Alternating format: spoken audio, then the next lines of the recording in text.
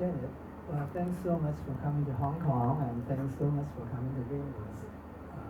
This visit means a lot to us, and you mean a lot to the world, I think, because as a cancer survivor, you demonstrated that cancer is not hopeless, and it is not that difficult, challenging to find a new life after you were sentenced to 6 months living, right?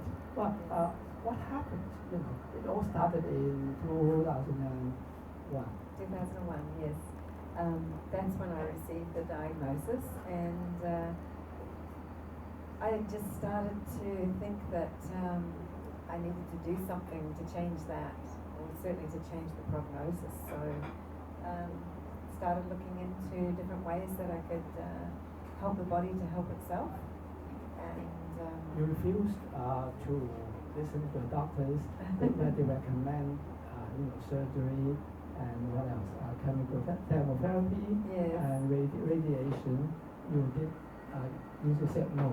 Well, it didn't make sense, and so I spent the first few days looking into what else could I do. 6 months isn't very long when you're just over 50 and you've got one grandchild. It didn't seem like I had very long to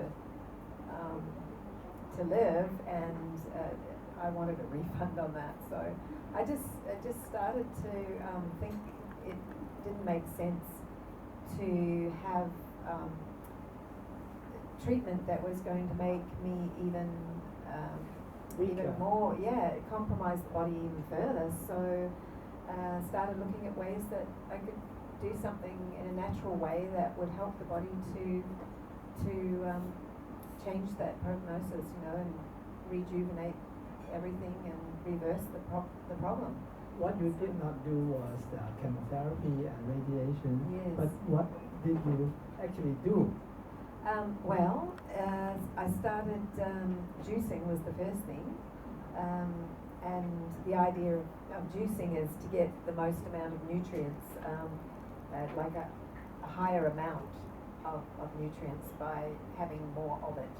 So you can drink more than you can eat, basically. That was the idea there. And what did you juice? And I was carrots? Yes, carrots and beetroot and greens, and pretty much those three. And that was just to try and get as many nutrients into the body as I could.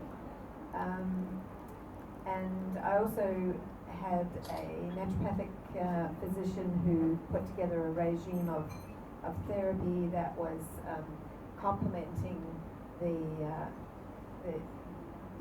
juicing that I was doing to try and get even more nutrients into the body faster, and that was through intravenously.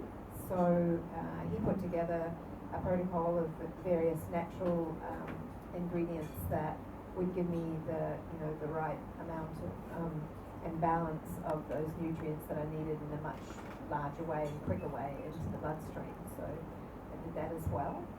And you went through 6 months of other kinds of therapy too? Yes, exactly. So that including the ozone therapy? Yes, ozone. What is it? Well, it's basically they take the body, the blood from your own body, and put it through an ozone machine which puts oxygen into the blood and then put the blood back into your body again. So then you have highly oxygenated blood that circulates with the rest of the blood in your body, and it just raises the amount of oxygen in the blood level. And it's what's commonly known as blood doping in athletic circles, and it's totally illegal. But one thing I can... Totally legal? Illegal. For competitive sports, because it actually gives you this huge lift, and you can do way more physically. You're much more able to go faster or higher or whatever.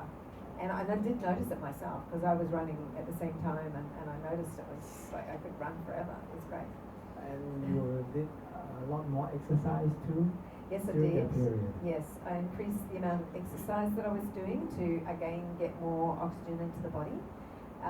increased the amount of greens and started having wheatgrass to get more oxygen, through the chlorophyll in the greens. And also I did a lot of meditation and visualizing myself in years to come, playing with my grandchildren or being at their wedding or whatever, just to keep that, manifest that, and to keep the hopes high. And you did yoga also, and yoga as well, yes, because I increased the amount of physical activity, but also the relaxing physical exercises as well. So a lot of yoga, and then just spending time going within, and spending time in a very peaceful, tranquil place, and being with myself, which most people go through life without doing that at all. I think you are lucky in having the support of your entire family. Indeed, that was a great blessing, and I had it in a way that didn't necessarily mean that they agreed with everything I wanted to do or chose to do, but they did support me in my choice. So that's very, very helpful and very important for people to know that they're supported, especially by their loved ones, in the choices they're making. And another advantage you had over many people is you didn't seem to have any financial worries. Not much anyway. We believed that whatever it takes was that I was worth it. So we took out 2 or 3 mortgages on our house and sold a whole bunch of things to make sure that I could pay for the treatment or the therapy that I was doing that is not covered by the medical by the system. So I was living in Canada at the time, and everything that's offered to you from the medical side, with the chemotherapy and radiation and so on, is supposedly free. Well, you don't pay for it at the time, but as a taxpayer, of course you do. But it's not noticeable. Whereas anything on the natural side, although it makes more sense, is not covered. So obviously I had to pay for that, and it took a while to pay off the mortgage, but we believed it was worth it. So that's what we did. And you were also blessed with a small circle of survivors. You worked together.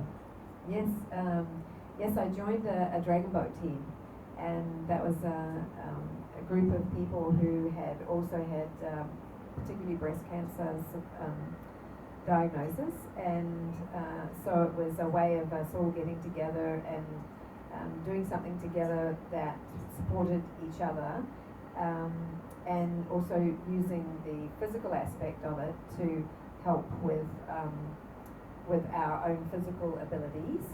And it was decided by or researched by a doctor in Canada who came up with the theory that the actual paddling of the dragon boat itself is very good for recovery when you had breast cancer surgery in particular. And so a lot of the people that were on the team, all of them had a diagnosis, and a lot of them had gone through some chemotherapy and radiation and surgery, and so they were also having to recover from that as well. And so physically it was helpful, but mentally and emotionally it was a wonderful way to have support from each other. So I think it's very important that that people do join some kind of a group that is supportive specifically for the cancer or whatever other disease in the body that you're having, working with. But it has